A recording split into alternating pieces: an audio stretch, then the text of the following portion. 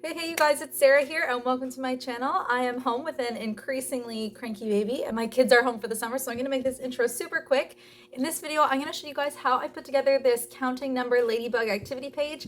Yes, I've already done a video like this before a few years ago, so if you've already seen this, I am sorry. I'm mainly just making this video as an updated version for those of you who have subscribed on my Patreon. And so I do have a free version of this template available, although it is not the exact same. I've made some updates and some tweaks to this to make it a little bit easier and quicker to make. But the original template is very similar and it is posted for free, a printable PDF version. So you can just print it, cut out the pieces by hand and assemble the page. That's on my website.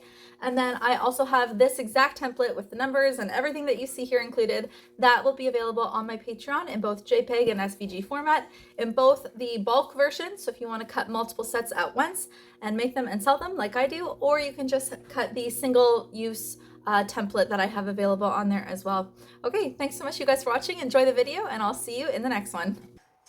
I've got all my pieces cut out here and you can pretty much see how the page is going to come together. The first thing I'm going to do is I'm going to take this red cutout and my black 8-inch zipper, and I'm going to go ahead and sew that zipper into the opening and trim off the excess.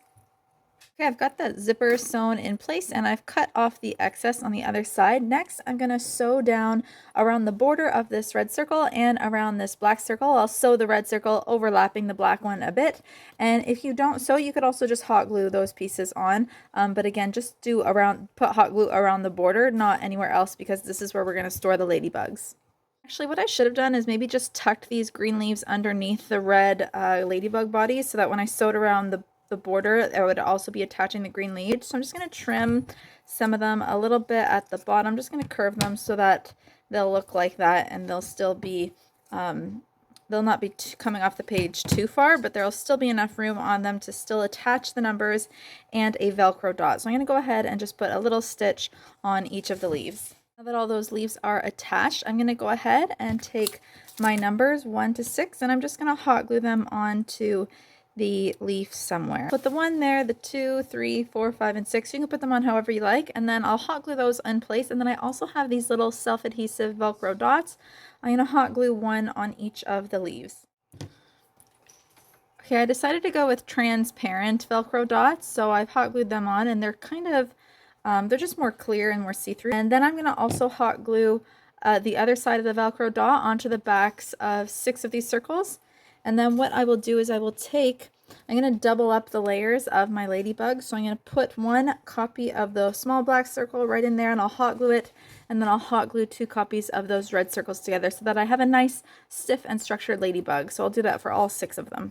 The last thing I need to do is just hot glue on all of the spots onto all the ladybugs. I'll start with these 4 larger spots that are going to be hot glued onto the big ladybug, and these are the same size as the other ladybug heads, so you don't have to worry about getting those mixed up or making sure you've got the right one. They're all the same size, so it doesn't matter.